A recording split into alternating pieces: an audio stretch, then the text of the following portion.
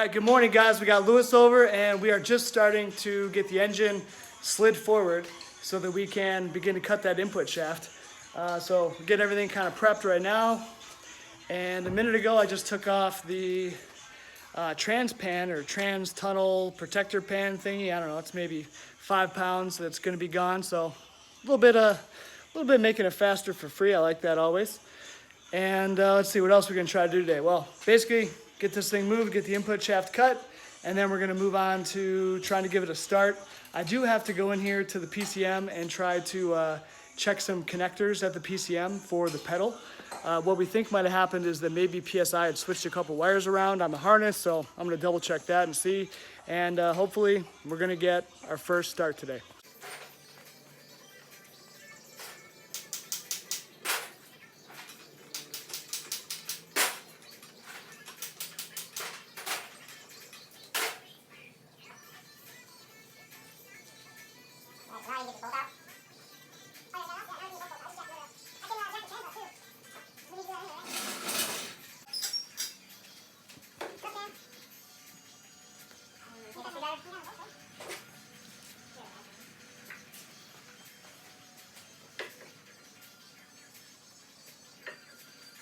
I'm ready.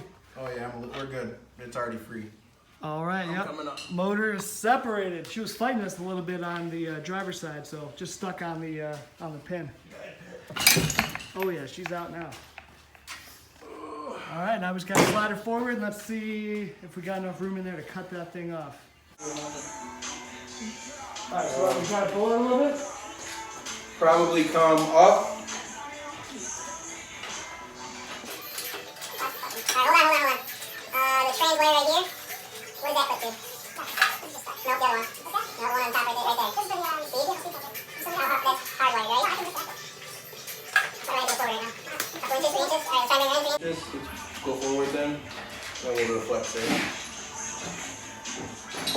Alright, hold right there. I think that might be her. Yeah, we can't be going a little, not much more, so. How much more do you think before? Got it all apart, and we kind of just set some tape in here so we kind of have an idea of what we're going to cut off on this input shaft. So I'll probably go a little heavier than what this is. This is about 1/8 of an inch. So I'd like to go a little more, maybe 3/8, but we got plenty of room just to get the cutoff wheel, chop this thing off. We did go ahead just now, a minute ago, and we tried to turn the engine by hand. It turned super easy, no issues. So we're 99.6% sure that this is the issue, is that is actually hitting, because on this motor, the L83, they weren't drilled out for the to have an input shaft, like for a manual trans, right? So I think this depth is 0.6 inches versus like an LT1, an LT4, or an L86 is drilled out 1.2 inches. So right now we're having some issues where that is actually hitting our crankshaft. So once we cut it, we're hoping that's going to be good to go. We'll get it back in, we'll try to turn it over. If it turns over freely, we know we fixed it, and then we can go on to try to start the car.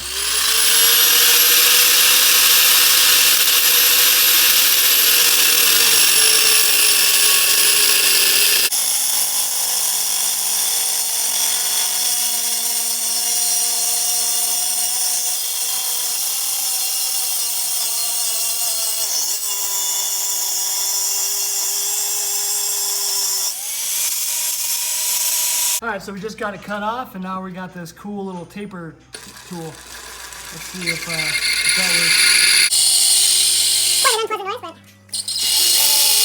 works. Pick it up, but we did a nice little kind of bevel all the way around this guy, so it feels nice and smooth. So we got maybe 1/8 of an inch or so cut off, so we're going to try to put the motor back together now, and then we'll just put a bolt or two in, and then we'll try to hand turn it over and see if it still turns over easy. If it does, we're good. If not, we're going to pull it back out, cut off another 1/8 together. And we did try to spin it again, and we're still having the same issue. It seems slightly easier, although I still can't spin it with just my handle. I still have to put a breaker bar, so it's not normal. Once we were spinning it, before we put the motor up, I mean, I can just spin the motor super easy. So I think we're still having some contact. We've kind of been debating whether we still want to take another 1/8 off the end of the input shaft, or if we want to just say forget it and use the 1/4 inch bell housing to engine spacer. But we kind of talked about it, and I think what we're going to do is just pull it apart again, do a quick cut, another 1/8, put it back. If that doesn't work, then that'll be kind of our last resort, is we do have a 1/4 inch bell housing to engine spacer, which we know that's going to work for sure. But the problem is that creates a whole bunch of other issues for us, like our motor mount holes will no longer line up, so we're going to have to oblong those holes. You know, we may also, I think we'll have enough room to pull this thing apart, but where the slave cylinder is, we currently have a spacer with our FabBot adapter, and we're going to have to switch that spacer out, which means we're going to have to unplug the line for the slave cylinder, so that means re-bleeding the clutch. I mean, not the end of the world, but just extra work that we're hoping we don't have to do. So if we can just cut this and it works, then we're going to be good to go. So we'll let you know. If I could take a video, can't really tell what I can see. Oh, I can kind of see, okay.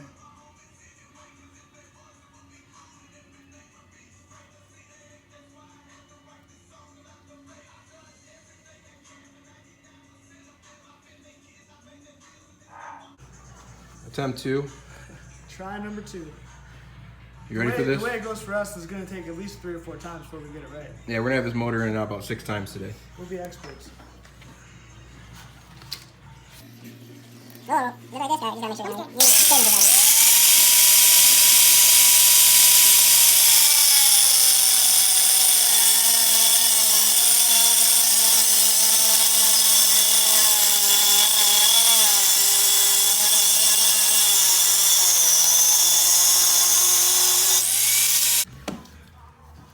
Ain't too much shaft left now, huh?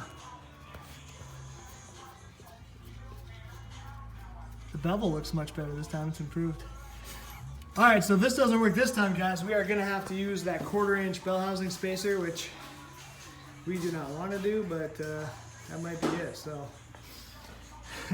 We sure ain't got much left of a pilot bearing input, but.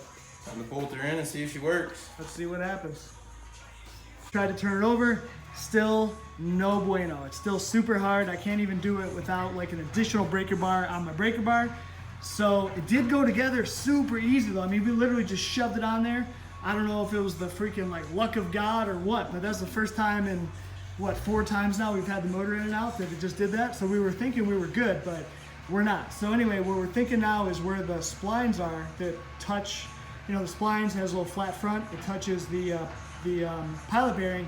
I think that is putting too much force. So we know for sure if we put this 1/4-inch spacer, this is going to give us the space we need, because as soon as we crack, even just crack a few of these bolts loose and let it move like 1/8 of an inch, we can spin the motor pretty easy. So a 1/4-inch is definitely going to give us what we need, and then we should be good to go. It's not as bad as we thought because we don't actually need to pull the whole motor out.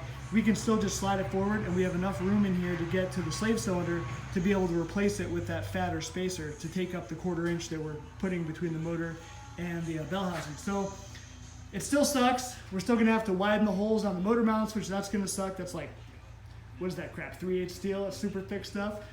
Look at Louis, he looks so depressed. Easy peasy. But anyway, I'm happy just because it's gonna suck, but at least it's better than pulling the whole motor.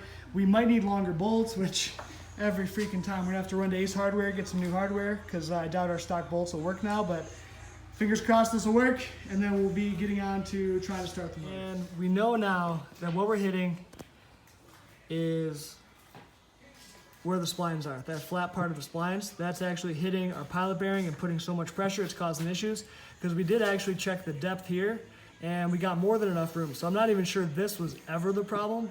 I'm not sure why we didn't think to maybe check it first, but anyway, so what we're thinking, instead of using a 1/4-inch spacer, which screws a lot of stuff up, causes a lot of headaches, we're gonna take our cutoff wheel and just try to bring that edge back just a little bit.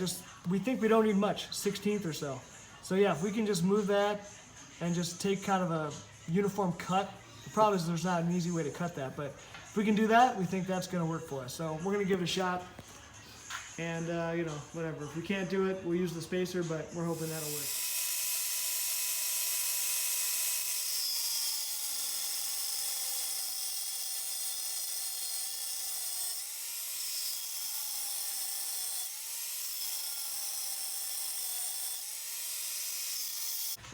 All right, so we got it cut with the cutoff wheel, actually. Well, then I had to go back with the grinder and kind of grind it. Louis just in there trying to like kind of deburr it, smooth it out. We're still gonna see, maybe we need to go with another pass to the grinder just to, you know, make sure it's all uniform, but hopefully this is gonna work.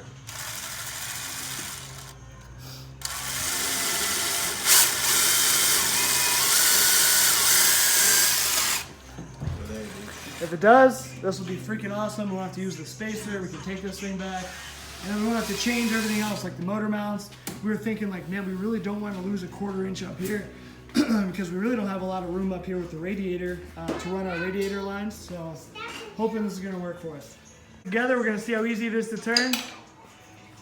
Because before, man, I couldn't even turn it with that. I had to put a breaker bar on there. Easy peasy. Okay, so perfect. So we ended up, you know, probably taking off, I don't know, almost an 1/8 or so off the end of that shaft. And that seems to have done the trick. Man, we were having such issues, like it was barely turning over before. The starter wires were getting hot. I mean, we have 0 gauge wire and it was like burning hot to the touch because it was taking so much power to try to crank this thing over. And now, I mean, that's just like a normal, easy peasy motor. So I think we're solid. All right, so at this point, just a little update. We got the engine all back together. Everything is good. Of course, we still have to put the manifolds back on and then we could actually try to start it. But we've still got to modify those a little bit. We're just going to cut these flange sides down just so they fit so we can bolt them on.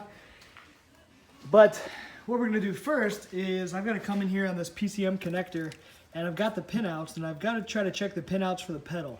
So I just want to find out, it looks like everything here is correct if these wire colors are what I think they are. But what we're thinking is maybe 2 of the wires are actually switched at the PCM. So I'm going to check for continuity just to make sure that that's not an issue. Hopefully it is, and we can switch them and then that'll fix it. And if it's not the issue, then I have no idea. I'll have to try to talk to PSI on Monday, find out maybe we just need a different pedal. But our pedal worked about 3 months ago when we drove it in here, so I can't imagine the pedal is broken, but we'll see. So we're gonna get started on that now. And then I think Lou's gonna get started on just drilling a bunch of holes for all the different buttons and switches that we got for this panel. And we should be good, so let's get to it.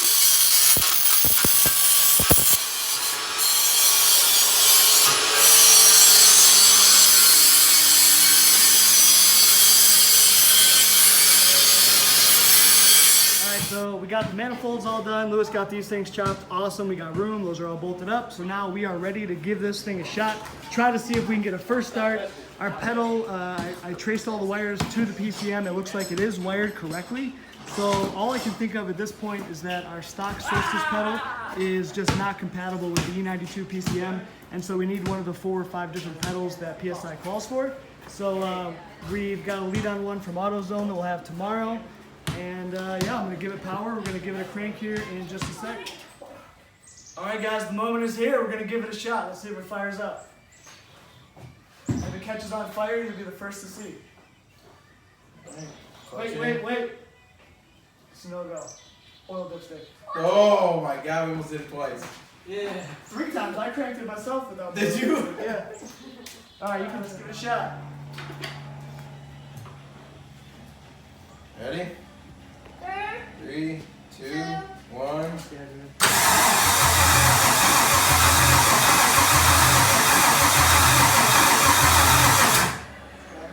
Some mass airflow, seeing airflow, that's good.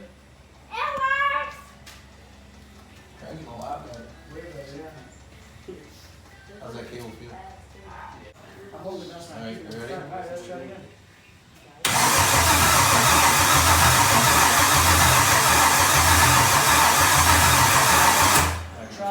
Try hitting the pedal or something. A little gas. We'll see if it does anything. You want me to just pump it once? Just start it, just pump it. Pump on it.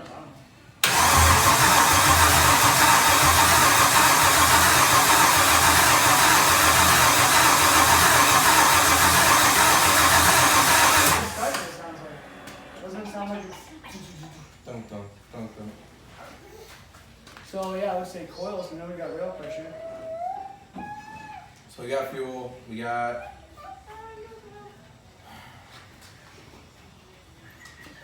You can cut it. So I'm actually recording right now, so we can see pretty much everything is working. I told you guys the accelerator pedal position is not working, but everything else does. I can see now that we've been cranking it, we've got some timing advanced, 8 degrees. I'm not sure if that's normal or if there's any issues there. You can see we've got over 2,000 PSI of pressure, voltage is good. So I'm gonna go ahead and crank it if it does anything here. I unplugged the accelerator pedal just to see if it did anything different.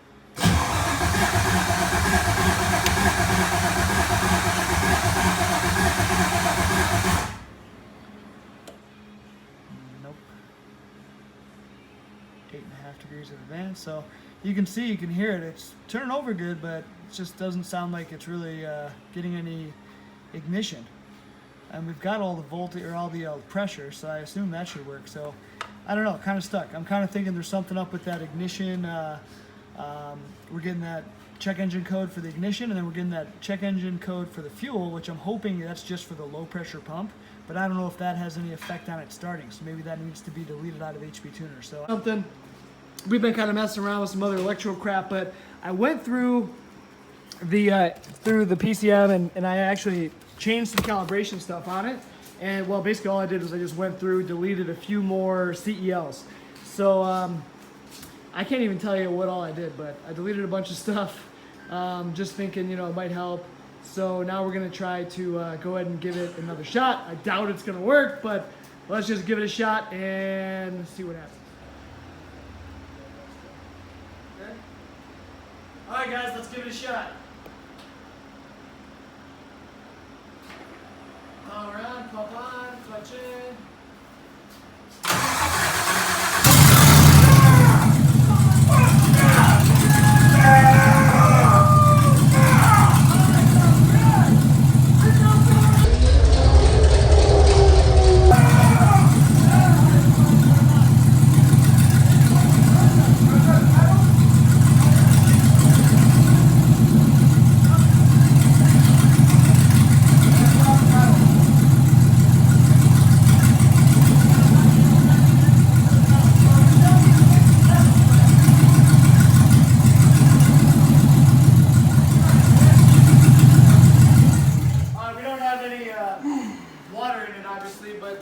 It runs! Alright, we got a V8 Deathkart Solstice. Gen 5 LT.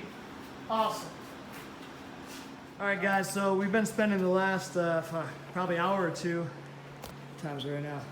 9:30. So we've been doing a lot of wiring. We're making a lot of progress. If you guys remember earlier, there was about 47,000 wires draped over here. We got those all kind of taken care of. So basically we got 3 wires down here that are constant battery power. We're not going to ever use those, at least not for now, so we got them all taped up. And then we got really only 2 wires here that I just have to finish kind of draping and laying over. I think one is for the brake lights, and what's the other one for? Oh, wipers, lights, windshield wipers, wipers. Yep, yeah. so we just gotta run those over. So anyway, our whatever 12 circuit little $40 ignition fuse panel that we bought off eBay or off Amazon worked out awesome. We were able to use kind of all the circuits, and yeah, it's freaking awesome. So we'll get this all wired. We'll see how much we can get. We got to get brake lights for sure. Lewis is just kind of finishing this whole panel. So on here we're gonna have our main power. This gives power to the entire car. Then our crank to crank the engine and start it. Then we got headlights, brights, and then this is our horn. Does this work right now? Not yet. Turn power on. Oh, look at that, baby. And then of course we got battery voltage. What is this thing even called? I can't even think right now. Cigarette lighter and Cigarette USB lighter. ports. That's right. Check out our train horn though. Yep, that's right. Making progress. All right, fellas, it is 12:20 at night. We are about to call it a night, wrap up. So we basically got, well, we got a lot of the wiring done. We got taillights now. And let's see. We got all these switches and stuff working. So that's power for the entire car. And then if we push the clutch in, we hit the momentary switch to start. We still don't have headlights, brights. The horn is ran. We already showed you that earlier. But pop the taillights. You can see those. Boom, those are working, so that's awesome.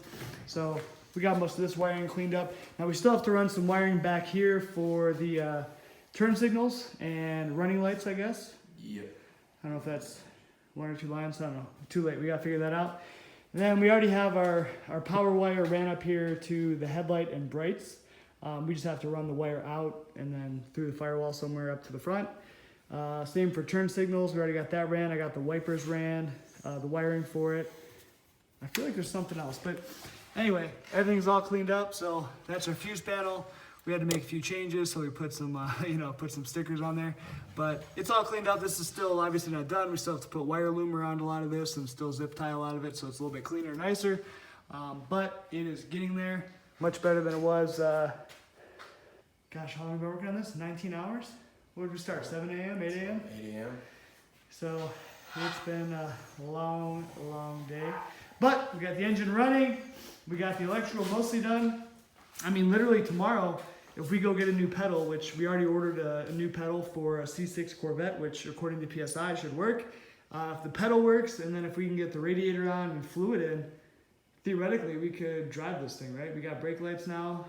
Yeah. What We'll else? Get on the road tomorrow. What else is, I mean, obviously we're not going to get all this stuff done tomorrow, but if we did, we could drive it. So fingers crossed this Saturday coming up, a week from now, is going to be the Woodward Dream Cruise. So we are hoping that we can take this thing out to it. We took it there last year for the first time, and hopefully we can make it there 2 years in a row, but we'll see. It's a long shot. So anyway, that's going to be it for tonight, guys. We'll check back in tomorrow. All right, guys, so now it's Sunday. It's the next morning. We've been out here working for a little while, just doing more wiring. Nothing super fun, but just trying to clean things up, kind of get all the wires ran where we need them. And then, not sure we'll get a chance today. We only have a couple hours to work on this thing, but the next step, maybe tomorrow, is to paint this windshield surround and also repaint this roll bar. We didn't do a very good job with the windshield in, but now that it's out, we can get to it. So we'll get all that done, and then the windshield can actually go in this week. So I might schedule a guy to come put a windshield in. And then Lewis has been tearing it up back here all morning. So we got this wiring all done for the taillights and for the turn signals. The turn signals are not hooked up yet, but we've got all the wiring back here already. And then we've kind of preemptively, we have all the wiring up here. I think I already tucked it and wire loomed it, but anyway, we got a few wires already ready under there for like the wipers, for the turn signals. What else? Is that it? Wipers and turn signals? Yeah, wires, turn signals, and the brakes are already lined in, so that's what we just got to do. Right, brakes are already done. The running lights are actually going to work in a few minutes. So we got the running lights are just wired to come on with the headlights. And then we're going to wire the brakes to come on as like another button. So we'd have headlights plus the brakes on at the same time. So anyway, a little bit of progress. We'll see what happens. I don't know how much more we'll get to do, but basically all the wiring is ran, so the rear is done except for turn signals. But we do have the wires ran, but we're not going to run those at this time. We'll probably wait till the fall. It's not really a priority. We'll just use hand signals.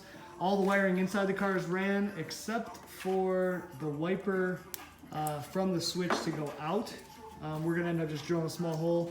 Basically, the wipers sit right here, and then there's a connector. So we're just going to basically drill a little hole so we have a real short run rather than run it out. But we do have the wiper power coming in to go to the switch. We also have the turn signal power coming in, and then the turn signal power going back out. All that's ran. So we started zip tying all this up to clean it. Lewis is putting loom on all of it. So it's looking real good. We still need to get like some more loom from the store. We just ran out of this correct size. And then up front, we've got basically just 4 wires that come up front. We're not going to have turn signals on the headlights up front. We're just going to have high beam, low beam. And then we've got 2 wires for the fans, just fan 1 and fan 2. So super clean, super simple. We'll just have the one harness going on this side. And that is it. So, and actually right now, all of this stuff works. So if we got this, wired into the fans later or wired into the headlights, it already works. We already have the switch wired up, of course. So pretty simple setup. We took out tons and tons of wiring, guys. Like, this isn't even all of it. Like, this whole garbage can is just full of the stock OEM wiring with the BCM, with all that crap. I mean, it has to be a good 40 pounds of stuff. It's super heavy. And obviously we didn't add, maybe 5 or 10 pounds, I'd say. So gonna be interesting once we get this thing running to actually see what it weighs now. It was just a little over 2,300 pounds, 2,325, I think, with the 4-cylinder, turbo 4. So let's see what it is now. All right, so we just got back from AutoZone. We got in the zone, And we got a pedal for a C6 Corvette, which according to my PSI install manual, this is one of the recommended pedals for our L83 harness. So I'm hoping this is gonna work because our Solstice pedal is not working. So let's plug this thing in, give it a shot. If it does work, then we're gonna have to figure out how we're gonna mount it into this car. Hopefully it's not too much work. And you guys, here it is, we got it. All right, let's see that. Let's see that Corvette pedal. It is very black. That looks like it's gonna. It is very black. Let's see. Let me check it out. This looks like. Check it out, guys. Okay. Well, hopefully it shouldn't be too hard to mount. If it works, maybe we Oh can my just, God. pop some holes in the kind of firewall and yeah, hopefully. You guys. Let's see if we got room. All right, let's plug it in and give it a shot. All right, guys, let's try to give this thing a start and see if we can move the pedal and get the engine to turn some RPMs.